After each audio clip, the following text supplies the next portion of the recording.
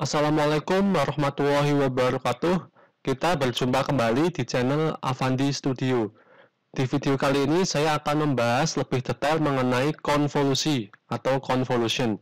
Di video sebelumnya saya sudah membahas mengenai kernel atau filter.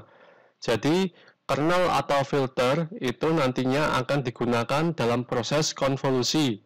Jadi untuk mempelajari konvolusi, makanya di video sebelumnya saya jelaskan dulu mengenai kernel konvolusi. Di sini akan saya jelaskan terlebih dahulu apa itu konvolusi. Konvolusi merupakan perkalian antara citra asli dengan suatu filter atau kernel. Kernel sudah kita bahas di video sebelumnya. Perkalian yang dimaksud adalah perkalian matriks, karena citra nanti akan diubah dalam sebuah matriks. Kemudian kernel ini juga nantinya direpresentasikan dalam sebuah matriks. Kemudian konvolusi ini digunakan untuk proses pengolahan, yaitu perbaikan kualitas citra atau image enhancement, efek blur atau blurring, lalu digunakan juga untuk penghalusan atau pelembutan citra, juga dapat digunakan untuk deteksi tepi atau edge detection, dan lain-lain. Jadi konvolusi ini intinya dapat digunakan untuk memperbaiki kualitas citra. Kemudian untuk persamaan konvolusi atau convolution equation, untuk persamaannya bisa dilihat di slide. Di sini ada fx dan gx. Fx ini merepresentasikan matriks dari citra, kemudian gx ini merepresentasikan matriks dari kernel. Ini persamaannya. Ini juga persamaan dalam fungsi discrete. Kita tidak akan bahas terlalu detail. Intinya di sini persamaan konvolusi diterapkan pada sebuah citra. Jadi nanti kita akan melakukan perkalian antara citra asli, matriks pada citra asli dengan matriks konvolusi. Gx ini adalah convolution max atau filter atau kernel template. Konvolusi biasanya dinyatakan dalam sebuah matriks. Operasi konvolusi itu menggeser-geser kernel pixel per pixel, hasilnya disimpan dalam sebuah matriks baru. Jadi proses konvolusi nantinya kita punya sebuah kernel atau filter, yang nantinya kernel atau filter ini akan digeser-geser sesuai dengan jumlah dari matriks yang ada di citra asli. Ini persamaannya. F ini merupakan citra asli, F A, B, karena dalam citra digital itu ada sumbu X, sumbu Y. Kemudian ini GX dan Y itu merupakan convolution max atau filter atau kernel. Ini ilustrasi dari konvolusi. Kita bisa lihat di sini ada sebuah citra, ada 1, 2, 3, 4, 5, 6, 7, 8, 9, 1, 2, 3, 4, 5, 6, 7, 8.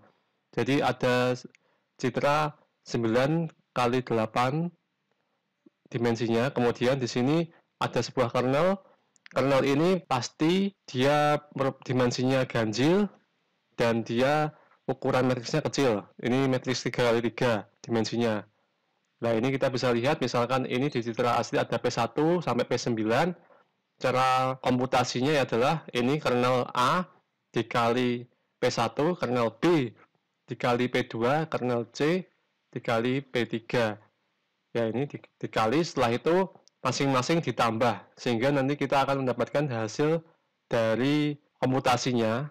Nanti hasilnya adalah berupa pixel ya, seperti itu. Supaya lebih detail mengenai proses konvolusi ini, saya akan berikan sebuah contoh. Ya, ini contoh, misalkan di sini kita punya sebuah citra berukuran 5 kali 5. Panjang barisnya ada 5, kolomnya juga ada 5. Kemudian kita juga punya sebuah kernel, itu ukurannya 3 kali 3 dimensinya. Tanda titik ini merupakan posisi 0,0 dari kernel. Jadi kita punya citra 5 kali 5, kita punya kernel 3 kali 3. Kita akan melakukan proses konvolusi. Oke, di sini matriksnya 5 kali 5, kernelnya 3 kali 3. Pertama yang akan kita lakukan adalah kita akan melakukan perkalian yang dimulai dari pojok kiri atas dari matriks citra asli. Nanti dia akan bergeser ke kanan, terus ke bawah, sampai mentok ke pojok kanan bawah ini. Nanti titik ini adalah hasil dari perkalian matriks. Hasil dari perkalian matriks nanti posisinya ada di titik ini. Makanya di sini posisi 3-nya di tengah. Jadi sama seperti tadi prosesnya 4 kali 0 atau 0 kali 4. Jadi kernelnya dulu 0 kali 4 ditambah min 1 kali 4 ditambah 0 kali 3 dan seterusnya sehingga didapat sebuah hasil yaitu 3 matriks barunya. Jadi 3 ini ditempatkan pada matriks baru, kemudian lanjut nanti ini digeser, ya digeser ke kanan, ini dikali 0 kali 4, min 1 kali 3, 0 kali 5. Seterusnya hasilnya 0 di sini, karena dia kan geser ya, jadi tadinya posisinya di sini, min 4-nya tadinya di sini, terus dia geser ke kanan. Oke, dan seterusnya dikali terus sampai nanti dapat hasil seperti ini ya, dia setelah selesai di bagian atas dia turun ke bawah. Ya ini, terus ini 2 hasilnya di tengah ini, terus dia geser lagi 6 dan seterusnya. Terus ini adalah hasil konvolusi ketika kita menggeser-geser kernel tadi. Jadi di sini ada beberapa catatan, misalkan bila hasil konvolusi negatif, maka nilai dijadikan 0. Jadi tidak boleh ada nilai negatif. Yang kedua, bila hasil konvolusi lebih besar daripada derajat keabuan maksimum, maka nilai diubah ke derajat keabuan maksimum. Jadi kalau derajat keabuan maksimum misalkan 255, maka tidak boleh melebihi itu. Nanti kalau melebihi, dia akan direpresentasikan ke derajat keabuan maksimum atau 255 tersebut. Ya, ini hasil dari proses konvolusi yang tadi, yang kita geser-geser tadi. Kemudian ini ada sebuah catatan lagi, ada yang namanya pixel pinggir. Jadi kalau kita geser, karena kita punya matriks citra asing itu 5 kali 5, sedangkan kernelnya itu 3 kali 3, pasti akan ada sisa yang tidak dapat dihitung atau kosongan seperti ini. Maka untuk mengatasinya, pixel-pixel pinggir ini akan diabaikan atau tidak dikonvolusi. Nilai pixel pinggir sama dengan nilai pada citra semula. Duplikasi elemen citra, misalkan elemen kolom pertama disalin ke kolom M1 dan seterusnya. Elemen bertanda tanya diasumsikan bernilai 0 atau konstanta lain. Jadi, yang tanda tanya ini nantinya akan direpresentasikan dengan angka 0, angka 0, angka 0, sehingga nanti bisa dilakukan perkalian matriks. Seperti itu. Jadi, pixel pinggir diabaikan, tidak dikonvolusi. Duplikasi elemen citra, misalkan elemen kolom pertama disalin ke kolom matriks min 1 dan seterusnya. Oke, itu untuk mengatasi pixel pinggir. Selanjutnya, hasil dari proses konvolusi yang dimana pixel pinggir diabaikan itu seperti ini. Hasilnya sama seperti yang tadi. Ini hasil yang citra pinggir ya.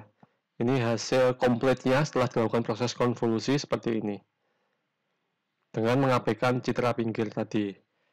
Seperti itu. Jadi yang ini adalah hasil yang proses konvolusi yang kita tidak menggunakan citra pinggir atau pixel pinggir. Nah, ini setelah dilakukan pixel pinggir, hasilnya lengkapnya seperti ini. Ini citra baru kita seperti ini. Dan ini contoh aplikasi konvolusi. Misalkan ini ada buah gambar. Gambarnya seperti biasa direpresentasikan dalam pixel dan ditulis dalam sebuah matriks. Kemudian kita lakukan konvolusi.